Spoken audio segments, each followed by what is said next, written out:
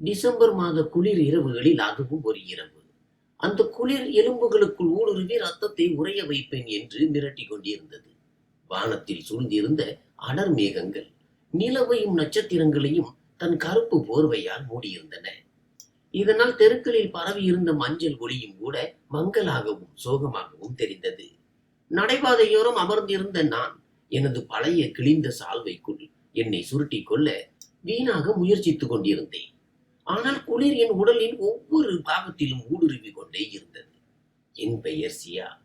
சில காலத்திற்கு முன்பு வரை நான் ஒரு கௌரவமான குடும்பத்தின் மகளாகவும் அன்பான கணவனின் மனைவியாகவும் இருந்தேன். ஆனால் காலத்தின் கொடூர சக்கரம் என்னை இந்த நிலைக்கு கொண்டு வந்து நிறுத்தியது. இங்கே என் அடையாளம் ஒரு பிச்சைக்காரி என்பது மட்டுமே. எனது 6½ மாத கர்ப்பம் எனக்கு மகிழ்ச்சியை தருவதற்கு பதிலாக ஒரு பாரமாக மாறியிருந்தது. அதை பாதுகாப்பதற்காக எனது கௌரவத்தையே சிதைக்க வேண்டியிருந்தது. பசி என் வயிற்றை கிள்ளியது. எனக்குள் வளரும் அந்த சிறு உயிர் அசைந்து நான் தனியால் இல்லை என்பதை எனக்கு மீண்டும் மீண்டும் உணர்த்தியது. மாறாக மற்றொரு உயிரும் என் நரம்புகளோடு பிணைக்கப்பட்டுள்ளது. அதற்கு நான் தான் பொறுப்பு. சாலையில் வாகனங்கள் வேகமாக சென்று கொண்டிருந்தன. அதில் அமர்ந்திருந்தவர்கள் என்னை ஒரு மிக கேவலமான பொருளை பார்ப்பது போல பார்த்துவிட்டு சென்றார்கள். நான் நடுங்கும் கைகளை மீண்டும் ஏந்தினேன். காய்ந்து போன என் தொண்டையில் இருந்து மிக கஷ்டப்பட்டு வார்த்தைகள் வந்தன. ஐயா, கடவுள் புண்ணியத்தில் ஏதேனும் கொடுங்கள். நான் மிகவும் கஷ்டத்தில் இருக்கிறேன். ஆனால் என் குரல் வாகனங்களின் சத்தத்திலும் கூட்டத்திலும் எங்கோ அமிழ்ந்து போனது. என் முன்னால் கடந்து சென்ற ஒருவன் என்னை வெறுப்போடு பார்த்துவிட்டு ஏதோ முணுமுணுத்து சென்றான். அது என் இதயத்தில் மற்றும் ஒரு அம்பாக தைத்தது. நான் என் அப்பாவின் செல்ல பிள்ளையாக இருந்த காலம் நினைவுக்கு வந்தது. அவர் என்னை ஒரு இளவரசியை போல வளர்த்தார். ஆனால் இன்று நான் வளர்ந்த அதே நகரின் வீதிகளில் இவ்வளவு அவல நிலையில் இருக்கிறேன். பசியாலும் பலவீனத்தாலும் என் கண்கள் இருட்டத் தொடங்கின. தலை சுற்றியது. நடைபாதையின் கடினமான மற்றும் குளிர்ந்த தரை என்னை இழுப்பது போல இருந்தது. எழுந்திருக்க நான் எவ்வளவோ முயற்சி செய்தேன். ஆனால் என் கால்கள் ஒத்துழைக்கவில்லை. அங்கேயே தள்ளாடி விழுந்தேன். என் கண்கள் கடைசியாக பார்த்த காட்சி எனக்கு அருகில் வந்து நின்ற ஒரு வெள்ளை நிற வேன். அதன் மேல் ஏதோ எழுதப்பட்டிருந்தது. ஆனால் என்னால் அதை படிக்க முடியவில்லை. அதன் பிறகு ஆழ்ந்த இருள் சூழ்ந்தது. எங்கும் நிசப்தம் நிலவியது. எனக்கு நினைவு திரும்பிய போது நான் முதலில் உணர்ந்தது ஒரு கதகதப்பை. சுளீர் என்ற குளிரும் ஈரமான சாலையின் கடின தன்மையும் மறைந்திருந்தன. நான் ஒரு மென்மையான படுக்கையில் படுத்திருந்தேன்.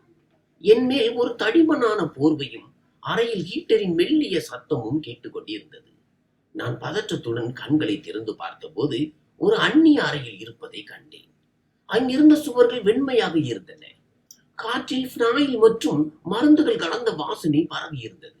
அது ஒரு மருத்துவமனை போலவே இருந்தது. ஆனால் அந்த சூழல் மருத்துவமனையை விட அமைதியாக இருந்தது. என் தலைமாட்டில் ஒரு நடுத்தர வயது நர்ஸ் நின்று கொண்டிருந்தார். நான் கண் திறப்பதை பார்த்து அவர் புன்னகையோடு ஆறுதல் கூறினார். பயப்படாதே மகளே, நீ இப்போது நலமாக இருக்கிறாய். இது ஒரு முதியோர் இல்லம். சாலையோரும் நீ மயங்கி கிடந்ததை நாங்கள் பார்த்தோம். உன் நிலைமை மிகவும் மோசமாக இருந்தது. உன் வயிற்றில் வளரும் குழந்தைக்கும் ஆபத்து இருந்தது. அதனால் தான் உன்னை இங்கே அழைத்து வந்தோம். அவர் பேசும் விதத்தில் ஒரு அன்பு இருந்தது. அதை கேட்டு என் கண்களில் இருந்து கண்ணீர் வழிந்தது. ஏனென்றால் கடந்த சில மாதங்களாக நான் அவமதிப்பையும் வெறுப்பையும் மட்டுமே கண்டிருந்தேன். எனக்கு ஏதோ ஒரு பானத்தை குடிக்க கொடுத்தார்கள். அதை குடித்த போது என் ஜடமான உடலில் மீண்டும் உயிர் திரும்புவது போல் உணர்ந்தேன். அடுத்த சில நாட்களில் நான் அந்த முதியோர் இல்லத்திலேயே கழித்தேன். மெதுவாக எனக்கு தெரிய வந்தது, அது ஒரு பழைய அரண்மனை போன்ற வீடு. அதை ஒரு தொண்டு நிறுவனம் முதியோர் இல்லமாக மாற்றியிருந்தது. அங்கே பெரும்பாலும் தங்கள் பிள்ளைகளால் பாரம் என கருதி துரத்தி விடப்பட்ட முதியவர்களே இருந்தார்கள். அல்லது இந்த உலகில் யாரும் மற்றவர்கள் இருந்தார்கள். அங்கே நான் தான் வயதில் மிக சிறியவன். என் நிலையை பார்த்து அங்கிருந்த அதிகாரி என்னை அங்கேயே தங்க அனுமதித்தார். நான் கர்ப்பமாக இருந்ததால் மீண்டும் என்னை வீதிக்கு அனுப்ப அவருக்கு மனமில்லை. எனக்கும் செல்வதற்கு வேறு இடம் இல்லாததால் சூழ்நிலைக்கு ஏற்ப என்னை மாற்றிக்கொண்டேன். உடல்நிலை தேறியதும் என்னை ஒரு அறைக்குள் முடக்கி வைத்துக் கொள்ளாமல் அங்கேயே வேலை செய்ய முடிவெடுத்தேன். அதன் மூலம் அவர்களின் உதவிக்கு கைமாறு செய்யவும் என்னை சுறுசுறுப்பாக வைத்துக் கொள்ளவும் நினைத்தேன். நான் அங்கிருந்த முதியவர்களுக்கு சிறு சிறு உதவிகளை செய்தேன். யாருக்காவது தலையில் எண்ணெய் தேய்த்து விடுவேன். யாருக்காவது உணவளிப்பேன். சில நேரங்களில் ஊழியர்களுக்கு சுத்தம் செய்ய உதவி செய்வேன். அந்த தாய்மார்களின் கண்களில் தெரிந்த ஏக்கம் என் துயரத்தை விட ஆழமாக இருந்தது. அவர்கள் அனைவரும் என்னை ஆசீர்வதித்தார்கள். என் வயிற்றில் வளரும் குழந்தைக்காகவும் வேண்டிக் கொண்டார்கள். அந்த சூழலில் எனக்கு ஒரு நிம்மதி கிடைத்தது. என் பெற்றோரை பராமரிப்பது போன்ற உணர்வு ஏற்பட்டது. இதற்கிடையில் அந்த இல்லத்தின் ஒரு குறிப்பிட்ட பகுதியை நான் கவனித்தேன். அது மற்ற பகுதிகளை விட மிகவும் அமைதியாக இருந்தது. அங்கே அறை எண் 7 இருந்தது. அதை பற்றி ஊழியர்கள் அடிக்கடி பேசிக் கொள்வார்கள். அந்த அறையில் நிர்மலா ராஜ்யம் என்ற ஒரு மிகப்பெரிய பணக்கார பெண்மணி வசிப்பது எனக்கு தெரிய வந்தது. அவர்தான் அந்த முதியோர் இல்லத்திற்கு மிகப்பெரிய நன்கொடையாளர். அவர் தனது விருப்பப்படியே அங்கே தங்கியிருந்தார்.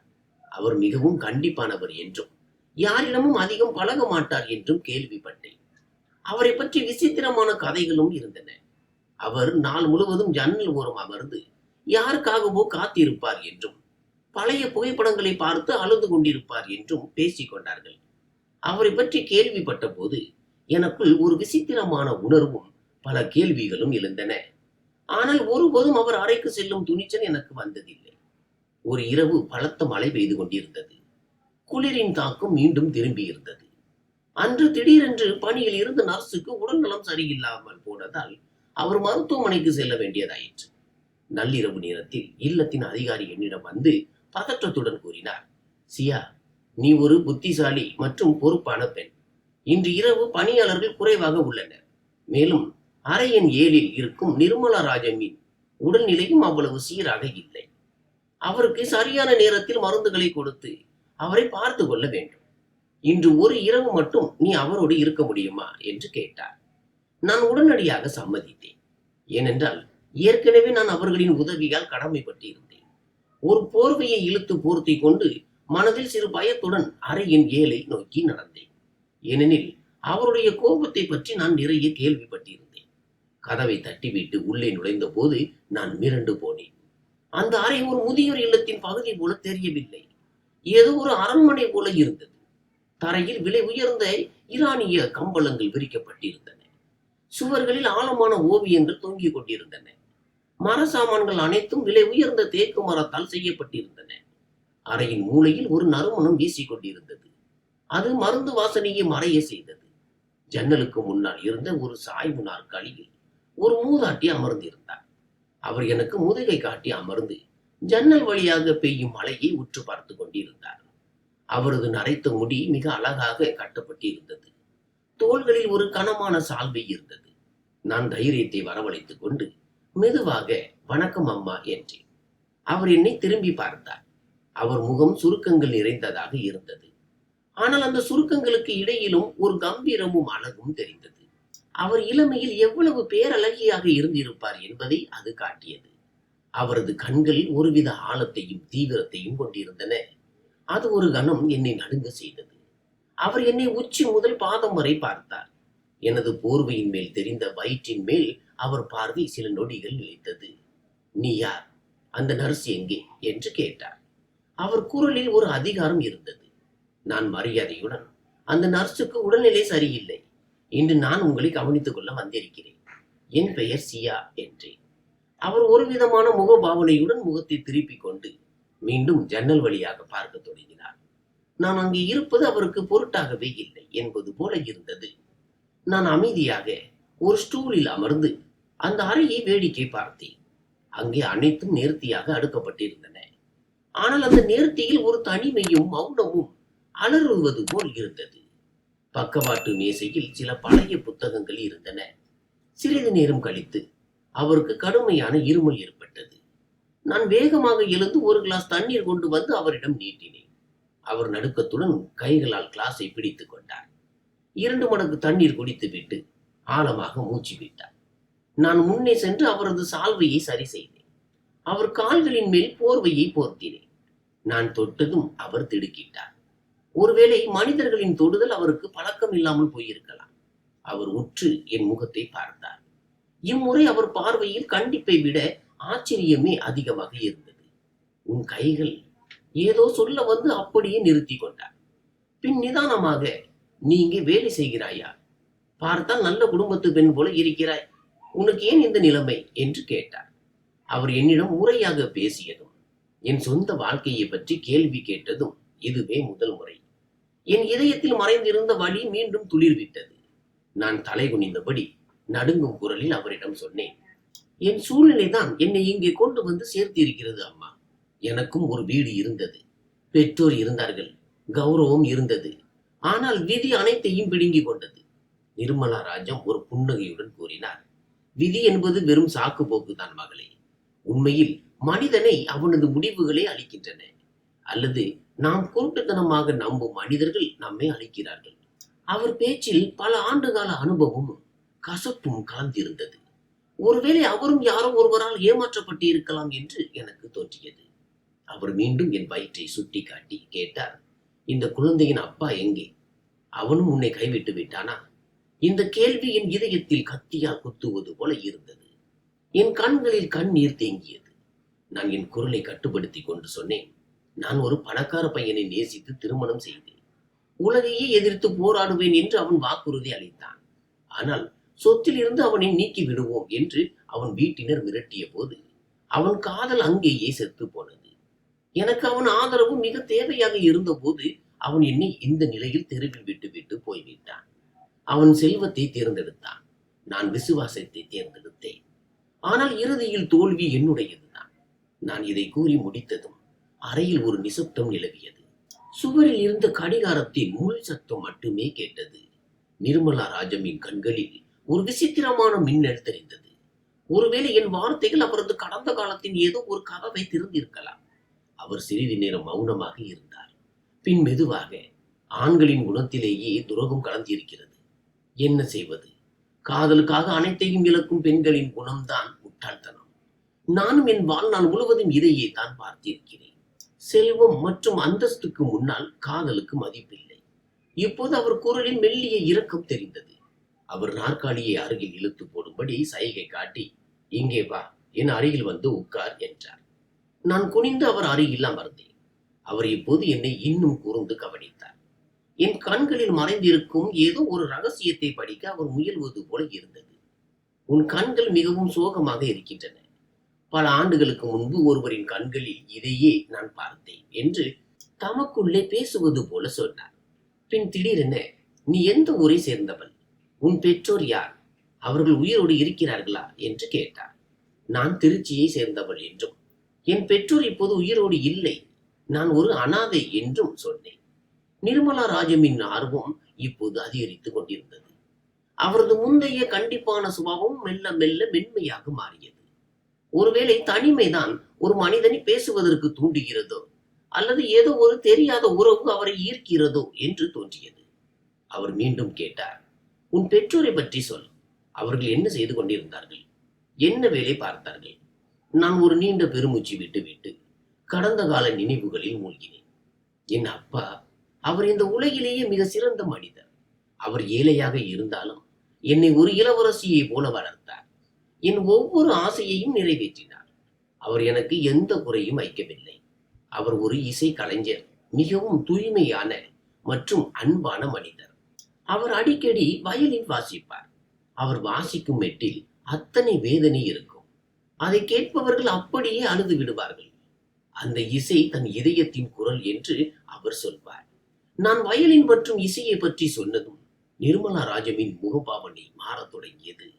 அவர் நெற்றியில் சுருக்கங்கள் விழுந்தன. அவர் நிமிர்ந்து அமர்ந்தார். அவர் மூச்சு காற்றின் வேகம் அதிகரித்தது. மியூசிஷியன் என்று நான் சொன்னதை அப்படியே அவரும் சொன்னார். அவர் பெயர் என்ன? நான் அவர் கண்களை பார்த்து, அவர் பெயர் நடேசன் என்று பதிலளித்தேன். அந்த பெயரை கேட்டதும் நிர்மலா ராஜம் அதிர்ந்து போனார். நாற்காலியின் கைப்பிடி மேல் இருந்த அவரது கைகள் வெளுத்து போயின. அவர் கைகளை வேகமாக இழுத்து கொண்டார். ஆனால் உடனே அந்த சூழ்நிலையை கட்டுப்படுத்த முயன்றார். அறையின் சூழல் இப்போது கனமானது. பல ஆண்டுகளாக புதைக்கப்பட்டிருந்த ஒரு ரகசியம் இப்போது அந்த அறையில் உலவத் தொடங்கியது. ஆனால் நான் அதை அறியாமல் இருந்தேன். நான் தொடர்ந்து சொன்னேன், என் அப்பா எப்போதும் சோகமாகவே இருப்பார். தன் வாழ்க்கையில் ஒரு அமைதியின்மை இருப்பதாகவும் அது ஒருபோதும் முடியாது என்றும் அவர் சொல்வார். அவர் யாரிடமோ எதையும் வெளிப்படையாக சொன்னதில்லை. ஆனால் யாரோ ஒருவரின் நினைவிலேயே அவர் வாழ்வதாக எனக்கு தோன்றும். நிர்மலா ராஜமின் கண்கள் இப்போது கலங்கின. ஆனால் அவர் முகத்தை திருப்பி கண்ணீரை மறைத்தார். அவர் இதயம் வேகமாக துடித்தது. நான் நினைக்கும் அதே நடேசன் தானா இவர், அல்லது இது வெறும் தற்செயலா என்று அவர் அறிய விரும்பினார். அவர் தன் காய்ந்த உதடுகளை நாவால் நனைத்துக் கொண்டு குரல் நடுங்குவதை தடுத்து தன் வாழ்க்கையின் போக்கையே மாற்றப் போகும் அந்த கேள்வியை கேட்டார். அவர் என் பக்கம் திரும்பி ஆழமான மற்றும் சற்று பயமுறுத்தும் பார்வையுடன் கேட்டார். உன் அம்மா யார்? உன் அப்பா யாரை திருமணம் செய்தார்? உன் தாத்தாவின் பெயர் என்ன? என் உதடுகளில் இருந்து வந்த அந்த வார்த்தைகள் அந்த அறையின் மௌனத்தை கலைத்தன. என் தாத்தாவின் பெயர் ரகுவரன் என்றும் என் அம்மாவின் பெயர் சாந்தி என்றும் சொன்னபோது நிர்மலா ராஜமின் முகம் அப்படியே வெளுத்து போனது. அவர் உடலில் இருந்த கடைசி சொட்டு ரத்தத்தையும் யாரோ பிழிந்து எடுத்தது போல அவர் இருந்தார். அவர் கண்கள் விரிந்தன. மூச்சு நெஞ்சிலேயே நின்றது. அவர் என்னை ஒரு உயிர் உள்ள மனிதராக பார்க்கவில்லை. மாறாக இருந்த பின் தன் முன்னே வந்து நிற்கும் கடந்த காலத்தின் ஏதோ ஒரு பேயை பார்ப்பது போல பார்த்தார். அவர் நடுங்கும் உதடுகள் ஏதோ சொல்ல முயன்றன. ஆனால் குரல் எழவில்லை. அவர் நிலையை பார்த்து நான் பயந்து போனேன். நான் என் இடத்தில் இருந்து எழுந்து சென்று பனிக்கட்டி போல குளிர்ந்து போயிருந்த அவர் கைகளை பிடித்துக் கொண்டேன். அம்மா, என்ன ஆனது? நான் மருத்துவரை அழைக்கட்டுமா என்று பயத்துடன் கேட்டேன். என் குரல் அவரை ஏதோ ஒரு பள்ளத்தில் விழுவதிலிருந்து காப்பாற்றியது. அவர் ஒருமுறை ஆழமாக மூச்சு விட்டு தன் பார்வையை தாழ்த்தினார். அவர் கண்களின் ஓரத்தில் இருந்து 2 பெரிய கண்ணீர் துளிகள் அந்த சுருக்கமான கன்னங்களில் வழிந்தன. அவர் வேண்டாம் என தலையசைத்து கஷ்டப்பட்டு கையை உயர்த்தி என்னை நிற்கும்படி செய்கை காட்டினார். அவர் தன்னை தேற்றிக் கொள்ள முயன்றார். என் பெற்றோர் மற்றும் தாத்தாவின் பெயரில் அப்படி என்ன விஷயம் இருக்கிறது என்று எனக்கு புரியவில்லை. சிறிது நேரம் அவர் கண்களை மூடிக்கொண்டு நாற்காலியில் சாய்ந்து மூச்சு வாங்கினார். அவர் கண்களை திறந்த போது அவற்றில் ஒரு ஏக்கம் தெரிந்தது.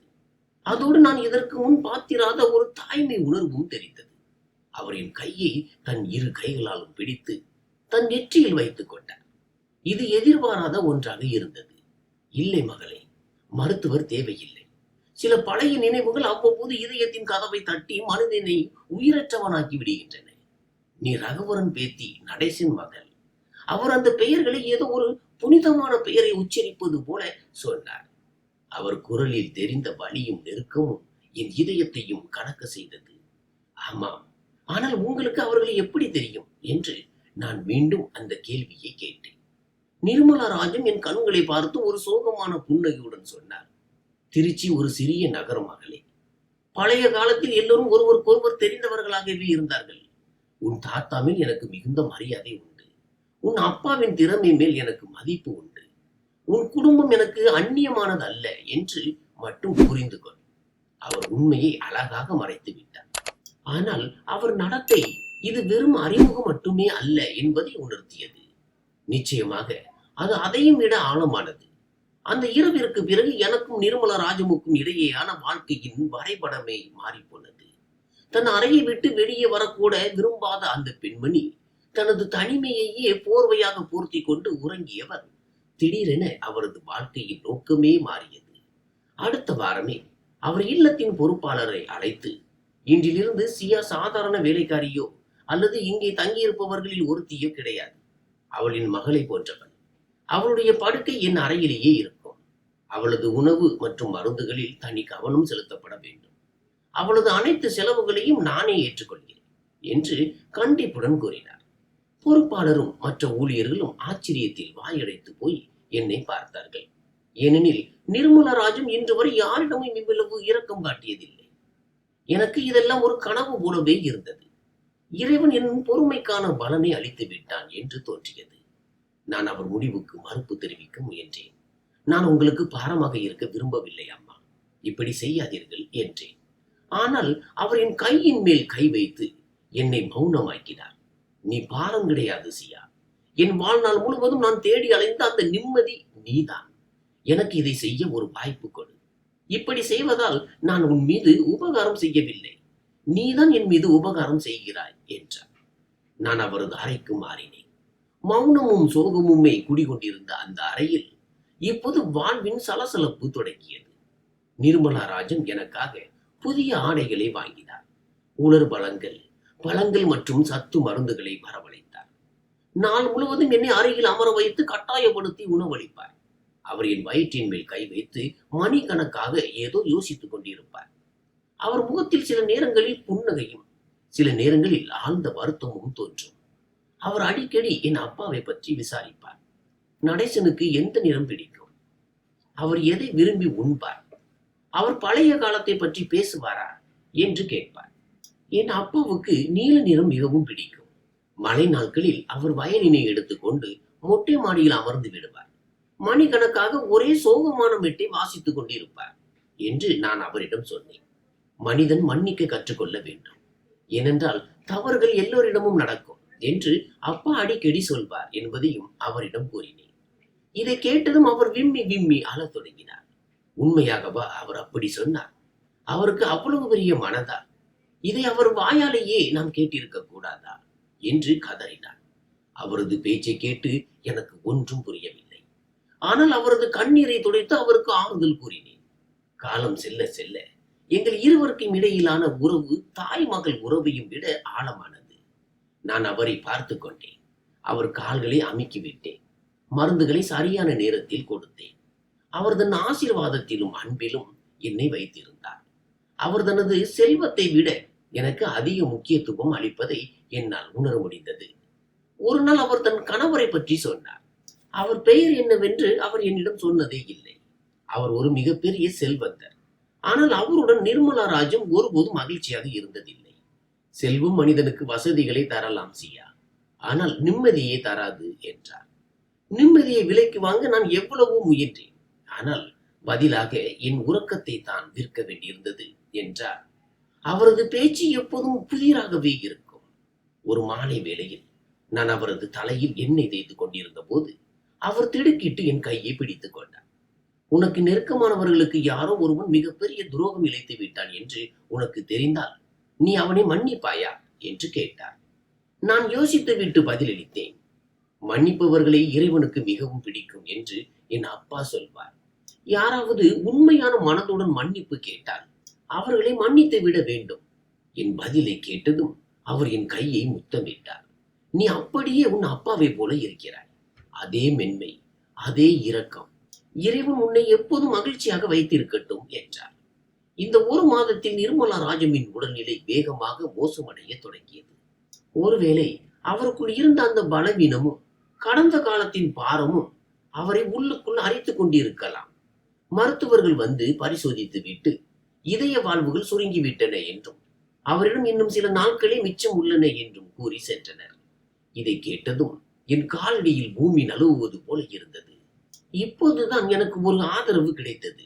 அவரை இழக்க நான் விரும்பவில்லை. இரவெல்லாம் எழுந்து அவரது சுவாசத்தை சோதிப்பேன். அவருக்காக பிரார்த்தனை செய்தேன்.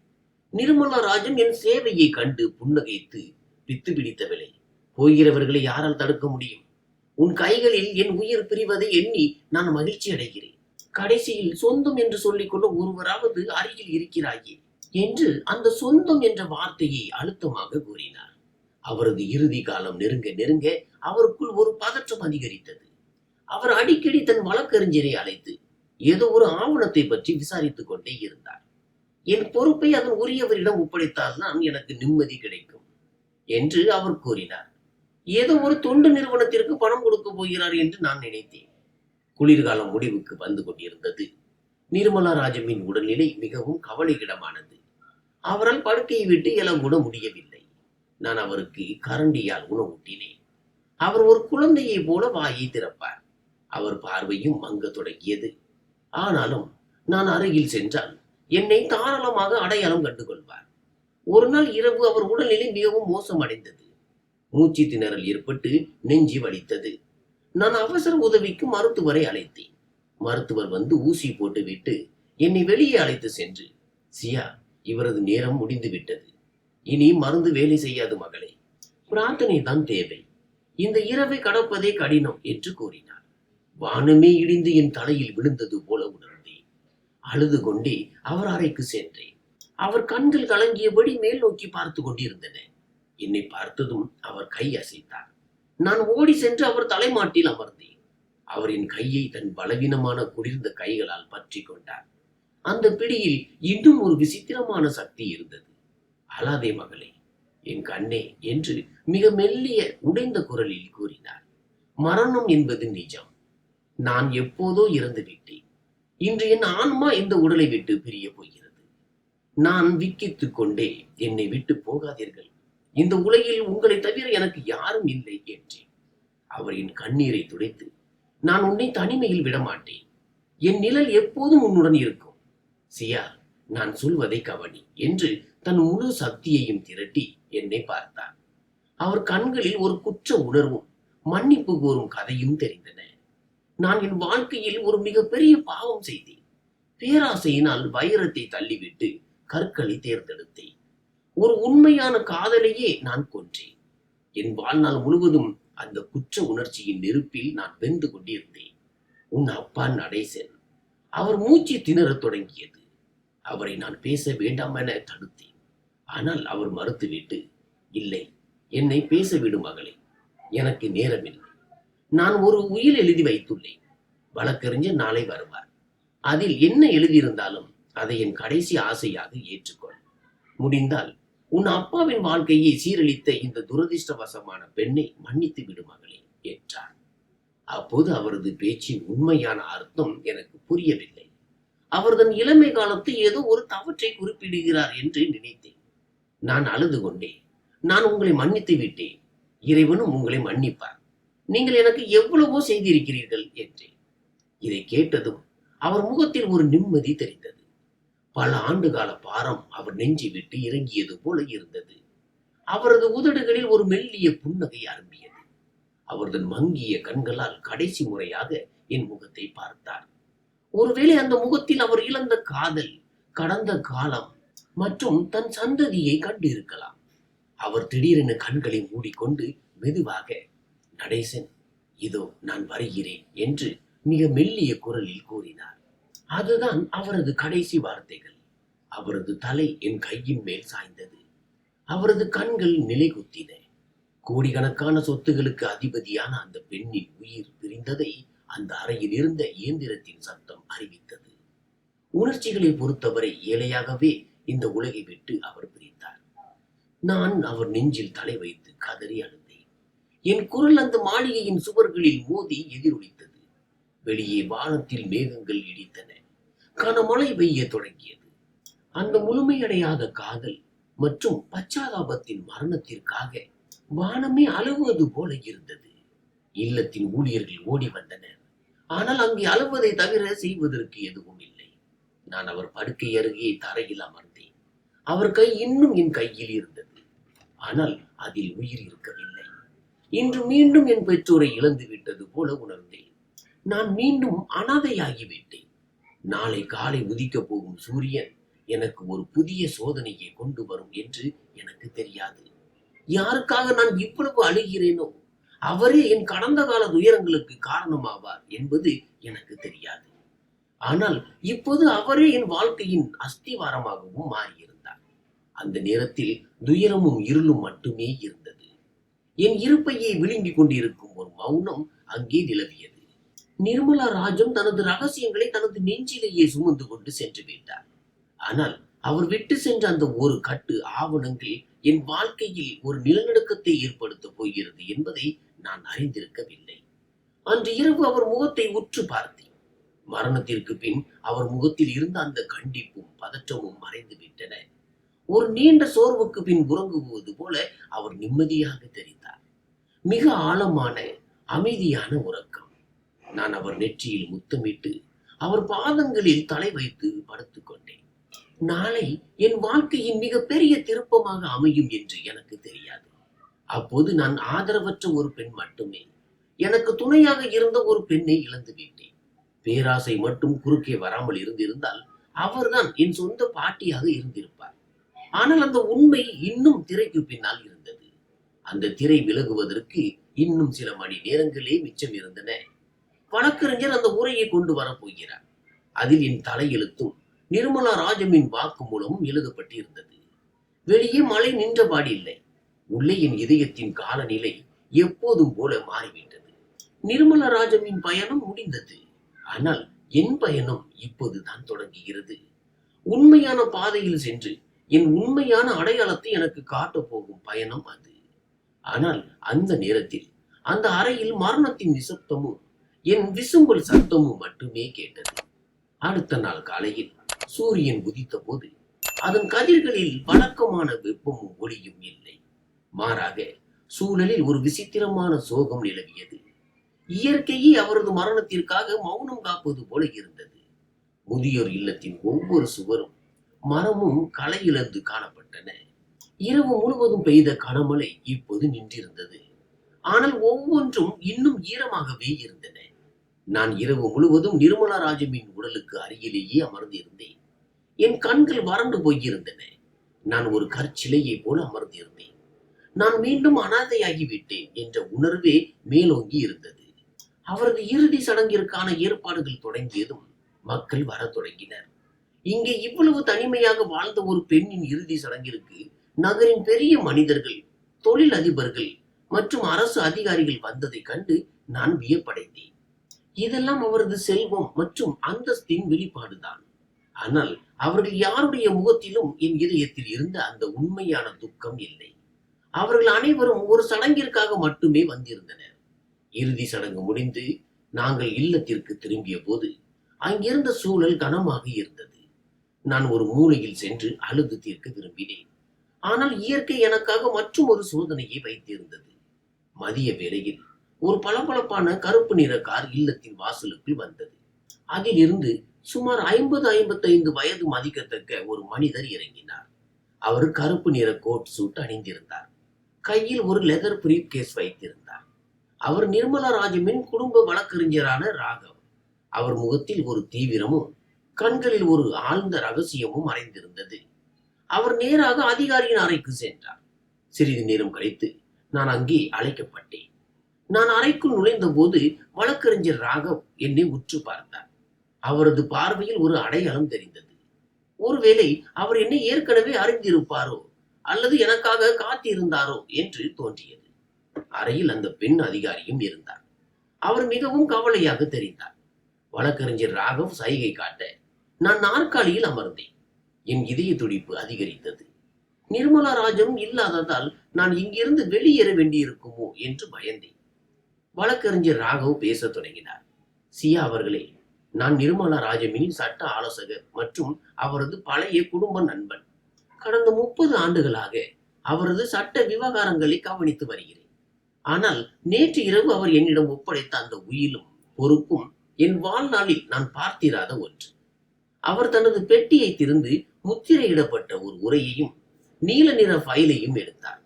அறையில் நிசப்தம் நிலவியது. காகிதங்களை மாற்றும் சத்தம் மட்டுமே கேட்டது.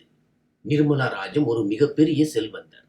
அவரது கணவர் 20 ஆண்டுகளுக்கு முன்பே இறந்து விட்டார். அவர்களுக்கு பிள்ளைகள் இல்லை. அவரது சொத்துக்களில் டிஃபென்ஸ் பகுதியில் 2 பங்களாக்கள், ஒரு வணிக வளாகம், 3 தொழிற்சாலைகளின் பங்குகள் மற்றும் வங்கியில் பல கோடி ரூபாய் ரொக்கம் உள்ளன. அது மட்டுமல்லாமல் பல தலைமுறைகளாக தொடர்ந்து வரும் அவரது குடும்ப நகைகளும் இதில் அடங்கும். நான் வியப்புடன் இதையெல்லாம் கேட்டுக்கொண்டிருந்தேன். இதையெல்லாம் அவர் ஏன் என்னிடம் சொல்கிறார்? இந்த செல்வ குவியலுக்கும் எனக்கும் என்ன சம்பந்தம்? நான் வீடற்ற ஒரு பெண். எனக்கு அவர் அடைக்கலம் தந்தார், அவ்வளவுதானே. வழக்கறிஞர் ராகவ் ஒரு கணம் நிறுத்தி என் கண்களை நேராக பார்த்து அந்த பெரிய உண்மையை போட்டார். அதன் ஒளியின் வாழ்நாள் முழுவதும் எதிரொலிக்கப் போவதாக இருந்தது. சியா அவர்களே, நிர்மலா ராஜம் தனது முழு சுய நினைவோடும் யாருடைய வற்புறுத்துதலும் இன்றி தனது அனைத்து சொத்துக்கள், வங்கி இருப்பு மற்றும் நகைகள் அனைத்தையும் உனக்கும் உன் வயிற்றில் வளரும் குழந்தைக்கும் எழுதி வைத்துள்ளார். இதை கேட்டதும் என் காலடியில் பூமி நழுவியது. அந்த அதிகாரியின் வாயிலிருந்து ஒரு அலறல் வந்தது. அவர் ஆச்சரியத்தில் வாயை பொத்திக் கொண்டார். நான் என் இடத்தில் இருந்து எழுந்தேன். இது எப்படி சாத்தியம்? நான் அவருக்கு ஒரு அந்நிய பெண், ஒரு வேலைக்காரி. அவர் ஏன் எனக்கு இவ்வளவு பெரிய சொத்தை கொடுத்து சென்றார்? இல்லை, இதெல்லாம் தவறு. என்னால் இதை ஏற்றுக்கொள்ள முடியாது. என் தலை சுற்றியது. ஒரு அந்நியர் மீது ஒருவர் இவ்வளவு கருணை காட்டுவது எப்படி என்று எனக்கு புரியவில்லை. வழக்கறிஞர் ராகவ் என்னை அமரும்படி சைகை காட்டினார். உட்கார் மகளே, இது உணர்ச்சி வசப்பட்டு எடுத்த முடிவு அல்ல. இது மிகவும் யோசித்து எடுத்த முடிவு. இதற்கு பின்னால் ஒரு பெரிய காரணம் இருக்கிறது. நிர்மலா ராஜன் இறக்கும் வரை மறைத்து வைத்த ஒரு ரகசியம் இருக்கிறது. ஆனால் இப்போது நீங்கள் உண்மையை அறிந்து கொள்ள வேண்டும் என்று அவர் விரும்பினார். அவர் அந்த முத்திரையிடப்பட்ட உரையை என்னிடம் நீட்டினார். அதன் மேல் நடுக்கமான கைகளால் என் பெயர் எழுதப்பட்டிருந்தது. இந்த கடிதத்தை அவர்தான் என்னிடம் கொடுத்தார். இதை நீங்கள் மட்டுமே படிக்க வேண்டும் என்று கூறினார். இதில் உங்கள் ஒவ்வொரு கேள்விக்கும் பதில் இருக்கிறது.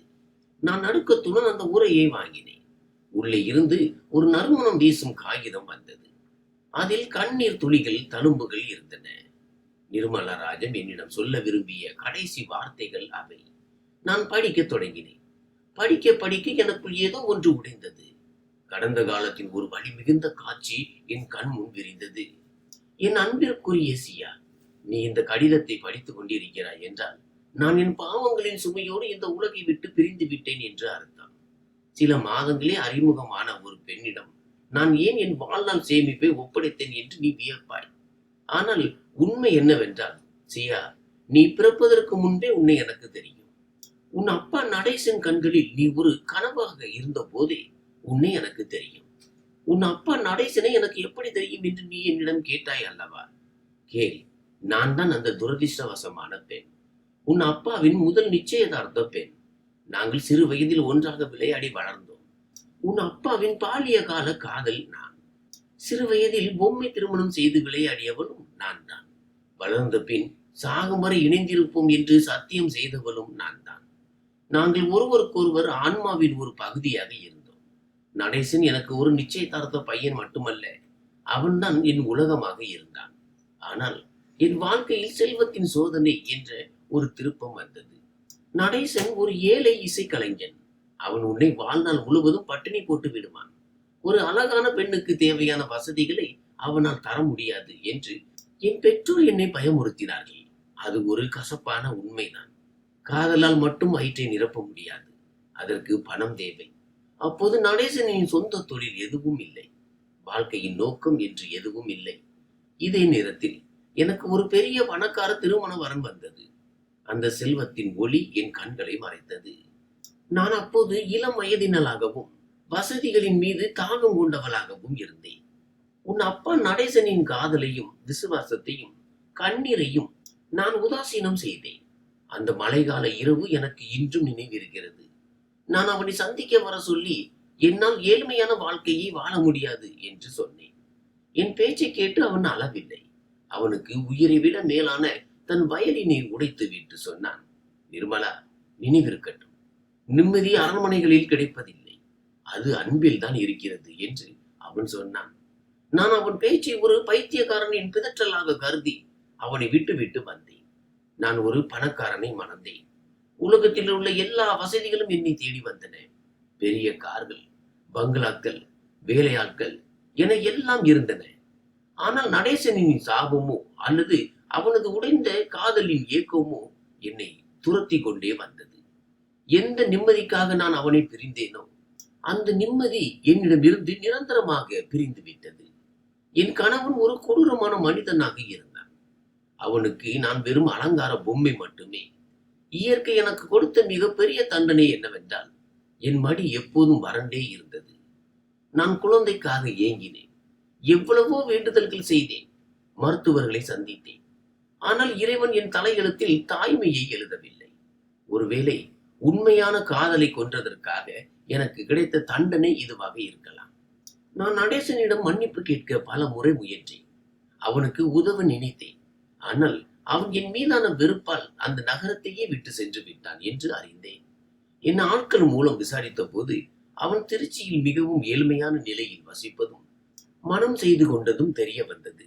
அவன் முன்னே போய் நிற்க எனக்கு துணிவில்லை. சில ஆண்டுகளுக்கு பிறகு அவன் ஏழ்மையிலும் நோயிலும் வாடி இறந்து விட்டான் என்ற செய்தி கிடைத்தது. அன்றுதான் நான் முதன் முறையாக மனமாற அழுதேன். என்னால் இனி ஒருபோதும் மன்னிப்பு கேட்க முடியாது என்று உணர்ந்தேன். நான் என் செல்வ குவியலின் மீது ஒரு பாம்பை போல காவல் காத்து கொண்டிருந்தேன். ஆனால் உள்ளுக்குள் நான் வெறும் கூடாக போயிருந்தேன். அன்று இரவு முதியோர் இல்லத்தின் வாகனம் உன்னை மயக்கிய நிலையில் கொண்டு வந்த போது உன்னை பார்த்ததும் என் இதயம் வேகமாக துடித்தது. உன் கண்கள் அப்படியே நடேசனை போலவே இருந்தன. அதே வலி, அதே அப்பாவித்தனம். நீ நடேசனின் மகள் என்றும் அவர் வயலின் வாசிப்பவர் என்றும் சொன்னபோது இறைவன் எனக்கு மன்னிப்பு கேட்க கடைசி வாய்ப்பை அளித்து விட்டதாக உணர்ந்தேன். சியா, என் மகளே, இந்த சொத்தோ செல்வமோ உண்மையில் உன்னுடைய உரிமை. உன் அப்பா தனது மகிழ்ச்சியை தியாகம் செய்து கொடுத்த விலை இது. அவனிடமிருந்து நான் அவன் வாழ்க்கையை பறித்தேன்.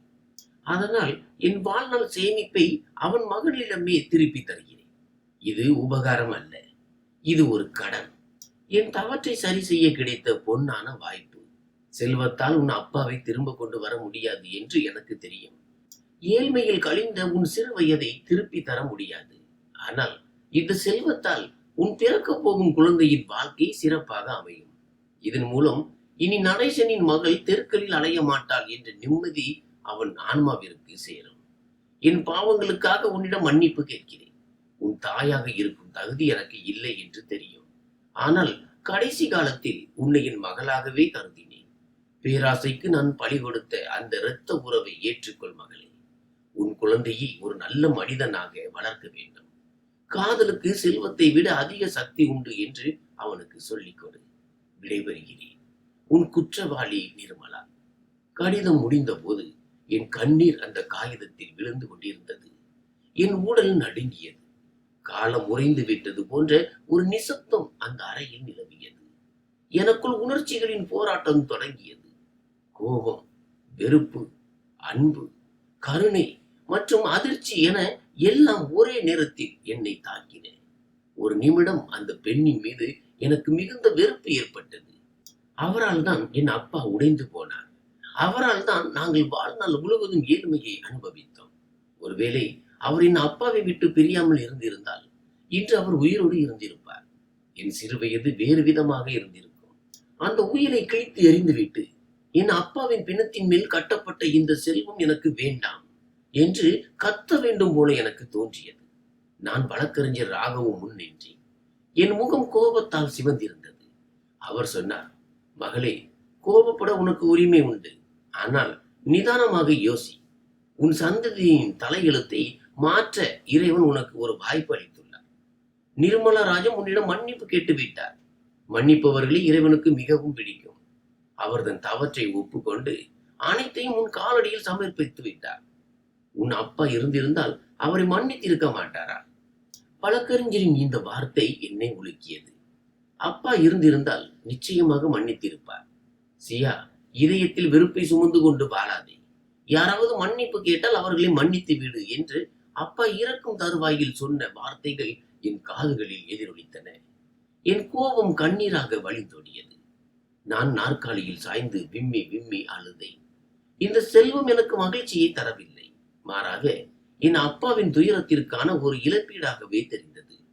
நான் அந்த கடிதத்தை என் நெஞ்சோடு அணைத்துக் கொண்டேன். அவரும் அவ்வளவு பெரிய வேதனையில் இருந்திருப்பார் என்பதை உணர்ந்தேன். அவர் அரண்மனையில் வாழ்ந்தாலும் முட்கள் நிறைந்த பாதையில் தான் நடந்திருக்கிறார். அவர் ஒரு குற்றவாளிதான். ஆனால் அவரே உருவாக்கிய பேராசைக்கு அவரே பலியாகி இருக்கிறார். அவர் எனக்கு சொந்தமானவர், என் அப்பாவின் காதலி. வழக்கறிஞர் ராகவ் எனக்கு தண்ணீர் கொடுத்து சட்ட ரீதியான நடவடிக்கைகளை முடிக்க ஆவணங்களை நீட்டினார். நான் நடுக்கத்துடன் அந்த ஆவணங்களில் கையெழுத்திட்டேன். நேற்று வரை தெருவில் பிச்சை எடுத்த சியா இன்று கோடிக்கணக்கான சொத்துகளுக்கு அதிபதியானாள். ஆனால் இந்த செல்வம் எனக்காக அல்ல, என் வயிற்றில் வளரும் இந்த மாசற்ற குழந்தைக்காக என்று எனக்கு தெரியும். எனக்கு கிடைக்காத அனைத்தையும் என் குழந்தைக்கு நான் வழங்குவேன். நிர்மலா ராஜன் தனது உயிரில் ஒரு விசேஷமான நகையை பற்றியும் குறிப்பிட்டிருப்பதாக வழக்கறிஞர் சொன்னார். அது அவரும் நடேசனும் திருமணத்திற்காக செய்த நகை. ஆனால் அதை அவரால் அணிய முடியவில்லை. அந்த நகையை நான் வைத்திருக்க வேண்டும் என்று அவர் விரும்பினார். இல்லத்தின் அதிகாரி என்னை கட்டிப்பிடித்து அழுது கொண்டே வாழ்த்தினார். ஆனால் எனக்கு எந்த மகிழ்ச்சியும் இல்லை. ஒரு பெரிய பொறுப்பை சுமக்கும் உணர்வு மட்டுமே இருந்தது. சட்ட பணிகள் முடிந்ததும் வழக்கறிஞர் சென்றார். நான் அந்த அறையில் ஜன்னல் வழியாக வானத்தை பார்த்து கொண்டிருந்தேன். மலைக்கு பின் வானம் தெளிவாக இருந்தது. நான் என் வயிற்றை தடவி கொண்டே என் மகனிடம் சொன்னேன், மகனே, நீ ஏழ்மையை காண போவதில்லை. உன் பாட்டி உனக்காக நிறைய சேர்த்து வைத்திருக்கிறார். ஆனால் உண்மையான செல்வம் என்பது ஒரு மனிதனின் பண்பும் அன்பும் தான் என்பதை உனக்கு கற்றுத்தருவேன். நிர்மலா ராஜன் இருக்கும்போது கற்றுக்கொண்ட அந்த பாடத்தை நான் உனக்கு வாழ்க்கையின் தொடக்கத்திலேயே கற்றுத்தருவேன். சில நாட்களுக்கு பிறகு நான் நிர்மலா ராஜமின் பங்களாவிற்கு மாறினேன். எனக்கு சொந்தமான அந்த பங்களாவில் இருந்த பழைய வேலைக்காரர்கள் என்னை புதிய எஜமானியாக வரவேற்றனர். நான் முதலில் அவரது அறைக்கு சென்றேன். அங்கே சுவரில் அவரது இளமை கால புகைப்படம் ஒன்று இருந்தது. அவர் மிக அழகாக இருந்தார். நான் அந்த புகைப்படத்தை இறக்கிவிட்டு அங்கே என் அப்பாவின் புகைப்படத்தை வைத்தேன். பின் அவரது புகைப்படத்தை என் அப்பாவின் புகைப்படத்திற்கு அருகிலேயே மேசை மீது வைத்தேன். பிரிந்து சென்ற அந்த இரு காதலர்களும் இப்போது ஒன்றாக இருக்கிறார்கள். குறைந்தது இந்த புகைப்படங்களிலாவது. விதியின் விளையாட்டு எவ்வளவு விசித்திரமானது என்று நான் அடிக்கடி நினைப்பேன். ஏழ்மைக்கு அஞ்சி காதலை தள்ளி வைத்த ஒருத்தி அதே காதலின் வாரிசுக்கு தன் சொத்துக்களை கொடுத்து சென்று விட்டாள். செல்வம் சுற்றி சுழன்று எங்கே சேர வேண்டுமோ அங்கேயே வந்து சேர்ந்தது. ஆனால் இந்த பயணத்தில் 2 உயிர்கள் கருகி போயின. நான் இப்போது என் அப்பா மற்றும் நிர்மலா ராஜமின் ஆன்மா சாந்தியடைய பிரார்த்தனை செய்கிறேன். ஒருவேளை அவர்கள் மேலிருந்து இதை பார்த்து மகிழ்வார்களோ என்னவோ. நான் நிர்மலா ராஜமை மன்னித்து விட்டேன். ஏனென்றால் மன்னிப்பது நம் இதய பாரத்தை இறக்கி வைக்கும் என்பதை நான் அறிவேன். இப்போது நான் அந்த முதியோர் இல்லத்தின் மிகப்பெரிய நன்கொடையாளர். இனி ஒரு ஜீவனும் தனிமையில் இறக்கக்கூடாது. இனி ஒரு சியாவும் தெருக்களில் அலையக்கூடாது. இதுதான் என் கடைசி பணி. இதுதான் என் மரபு. கதை முடிவுக்கு வந்தது. ஆனால் வாழ்வின் ஒரு புதிய தொடக்கம் இப்போதுதான் ஆரம்பித்தது. இதில் துயரம் இருந்தாலும் நம்பிக்கையின் ஒளி வீசியது. எல்லாவற்றிற்கும் மேலாக இப்போது எனக்கு ஒரு அடையாளம் இருந்தது. நான் ஒரு பிச்சைக்காரி அல்ல. நடேசனின் மகள், நிர்மலா ராஜமின் வளர்ப்பு மகள். காலத்தின் வடுக்கலையே சக்தியாக மாற்றி வாழும் கலையை நான் கற்றுக்கொண்டேன். வழக்கறிஞர் ராகவ் சென்ற பிறகும் முதியோர் இல்லத்தின் சுவர்களிலும் பங்களாவிலும் ஒரு நிசப்தம் நிலவியது. இனி என்ன நடக்கும் என்று அந்த சுவர்கள் என்னை கேட்பது போல இருந்தது. செல்வம் வந்துவிட்டதாலேயே வாழ்க்கை எளிதாகிவிட்டது என்பதை நான் புரிந்து கொண்டேன். நிர்மலா ராஜம் இறந்து சரியாக 7ஆம் நாள் ஒரு அழைப்பு வந்தது. நான் வரவேற்பறையில் அப்பா நடேசனின் புகைப்படத்தை கையில் பிடித்துக் கொண்டு அமர்ந்திருந்தேன். அப்போது வாசலில் கார்கள் வரும் சத்தம் கேட்டது. 1 2 அல்ல, 3 பெரிய கார்கள், கருப்பு நிற கண்ணாடி, பளபளக்கும் உலோகம் அவற்றுடன் இறங்கியது. ஒரு கர்வம். பழைய வேலைக்காரன் ஓடி வந்து, எஜமானி யாரோ உங்களை பார்க்க வந்திருக்கிறார்கள் என்றான். எஜமானி என்ற அந்த சொல் இன்னும் என் காதுகளுக்கு அந்நியமாகவே இருந்தது.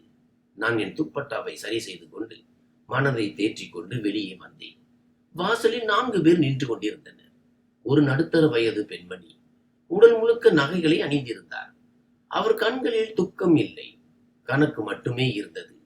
விலை உயர்ந்த சூட் அணிந்த 2 ஆண்கள். அவர்களின் முகத்தில் புன்னகையை விட அகங்காரமே அதிகம் இருந்தது. 4வது மனிதனின் பார்வை ஆரம்பத்தில் இருந்தே தவறாக தெரிந்தது.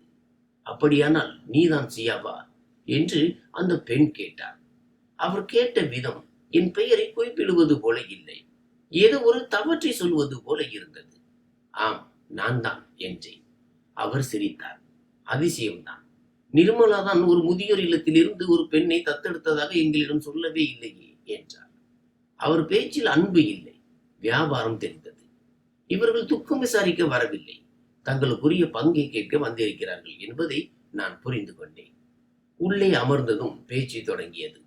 பாருங்கள் என்று ஒருவன் ஒரு ஃபைலை திறந்து சொன்னான். நாங்கள் நிர்மலா ராஜமின் உறவினர்கள் மற்றும் தொழிலில் பங்காளிகள். இந்த சொத்துக்களை இப்படி ஒரு அனாதை பெண்ணிடம் ஒப்படைப்பது சட்டப்படி சரியல்ல. அப்போது என் வயிற்றில் ஒரு மெல்லிய அசைவு ஏற்பட்டது. நான் அறியாமல் வயிற்றின் மேல் கை வைத்தேன். நான் அனாதை அல்ல என்று மெதுவான ஆனால் தெளிவான குரலில் சொன்னேன். நான் நடேசனின் மகள். அறையில் நிசப்தம் நிலவியது. அவர்களின் துக்கத்தை கலைக்கப் போகும் அதே பெயர், நடேசன். 2வது நபர் ஒரு ஏளனமான புன்னகையுடன் கேட்டார். ஓ, அந்த ஏழை இசைக்கலைஞனா?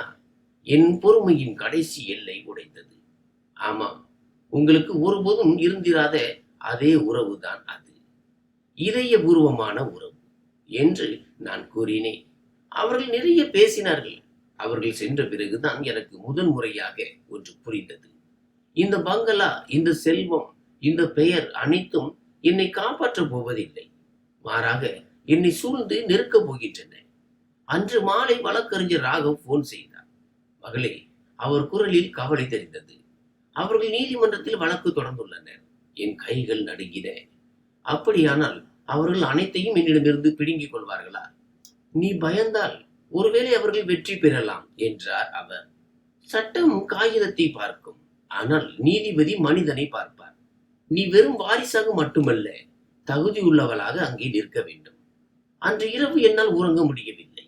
அப்பாவின் முகம் என் கண் முன் நின்றது. அவரது உடைந்த வயலின் நிர்மலராஜமின் நடுங்கும் விரல்கள், என் வயிற்றில் வளரும் அந்த மாசற்ற உயிர்.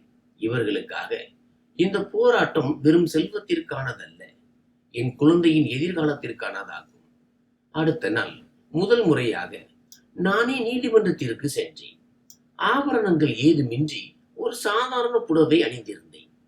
நான் செல்வத்தை விளம்பரப்படுத்துகிறேன் என்று யாரும் சொல்லக்கூடாது என விரும்பினேன். இவ்வளவு பெரிய சொத்தை நீங்கள் ஏன் பெற்றுக்கொள்ள விரும்புகிறீர்கள் என்று நீதிபதி என்னிடம் கேட்டபோது நான் நேரடியாக பதிலளித்தேன். நான் இதை விரும்பி பெறவில்லை.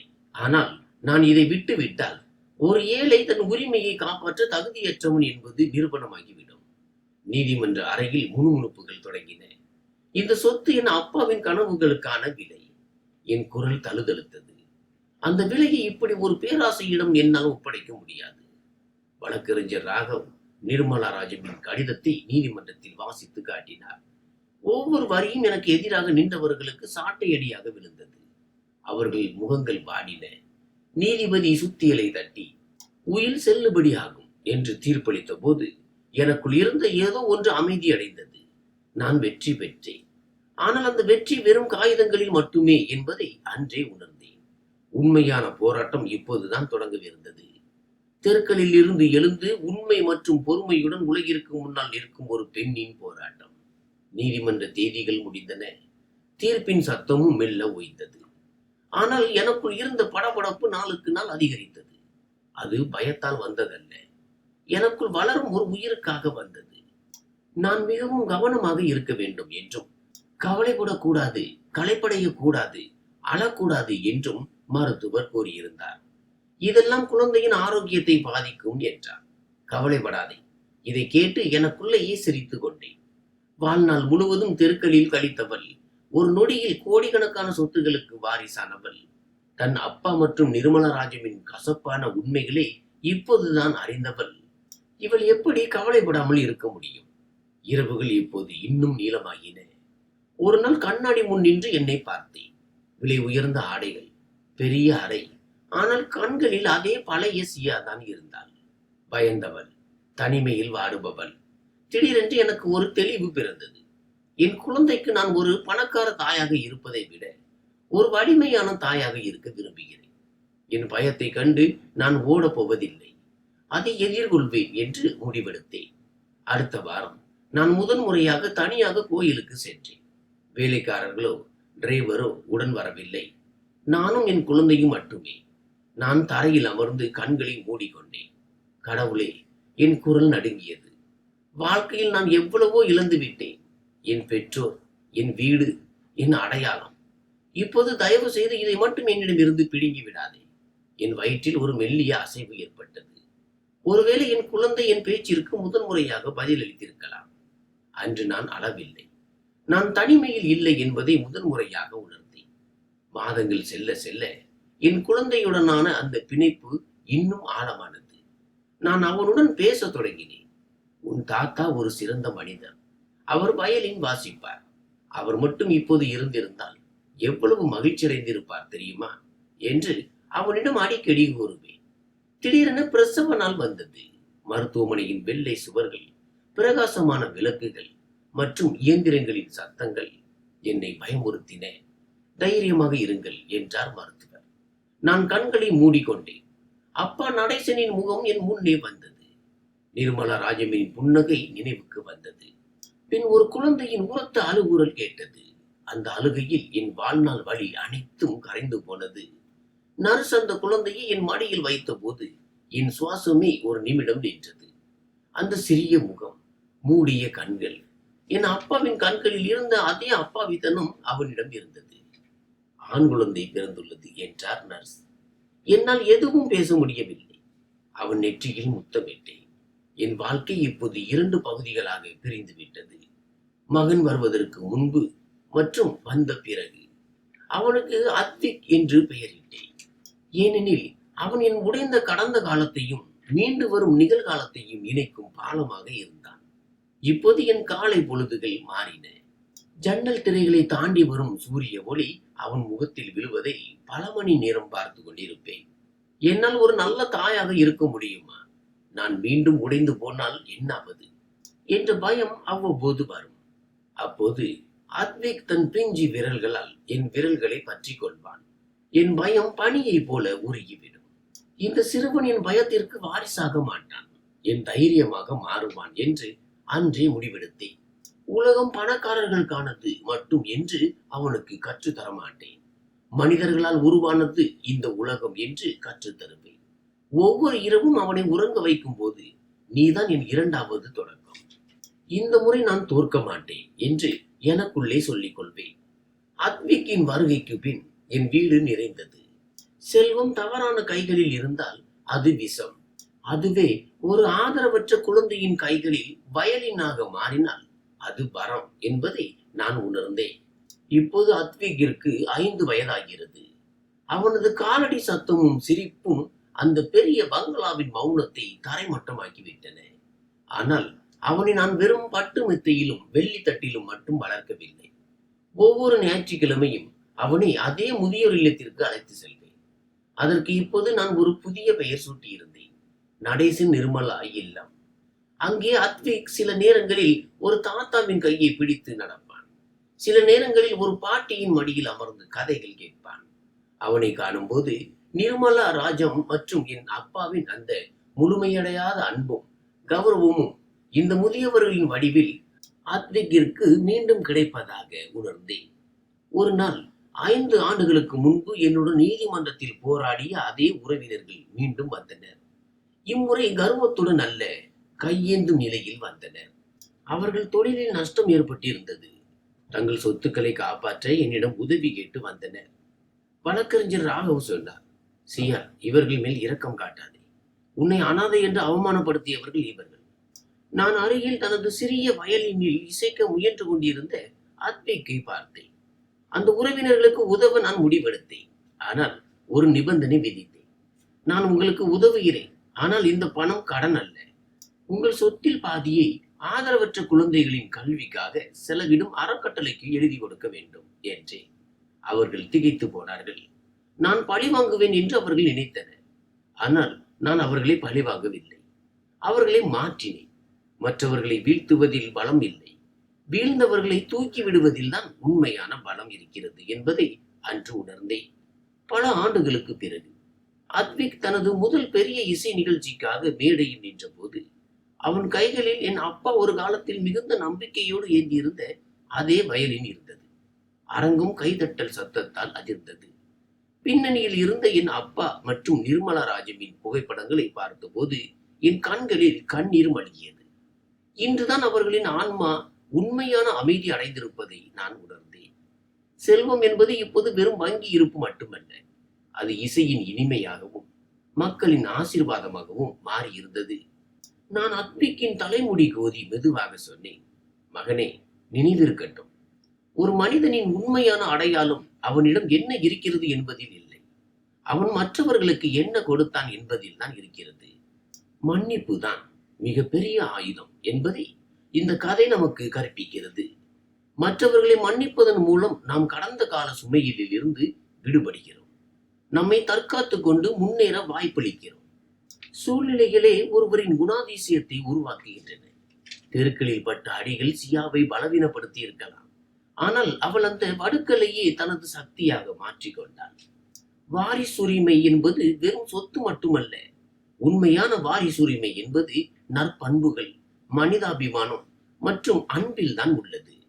செல்வம் வரும் போகும், ஆனால் நாம் சம்பாதிக்கும் ஆசீர்வாதங்கள் மட்டுமே நம்முடன் நிலைத்து நிற்கும். வாழ்க்கையின் முடிவு என்பது ஒரு அத்தியாயத்தின் நிறைவு மட்டுமே. ஆனால் ஒவ்வொரு முடியும் கதையும் தனக்கு பின்னால் ஒரு புதிய தொடக்கத்தின் ஒளியை விட்டு செல்கிறது. கதை இதோடு முடிகிறது, ஆனால் பயணம் முடியவில்லை. ஏனெனில் இப்போது நான் வெறும் சியா மட்டுமல்ல, நான் நடேசனின் மகள். அதுவே என் உண்மையான அடையாளம். பேராசையினால் கிடைக்கும் பணம் துயரத்தை தரும். அதுவே தூய்மையான மனதோடும் பிழையை திருத்தும் எண்ணத்தோடும் கிடைத்தால் நன்மையை தரும். மன்னிப்பது ஒரு மனிதனை பலவீனப்படுத்தாது, மாறாக இன்னும் வலிமையாக்கும். சொல்ல போனால் உண்மையான செல்வம் என்பது பணம் அல்ல, அது அன்பு, நற்பண்பு மற்றும் மனிதாபிமானம் மட்டுமே. நன்றி.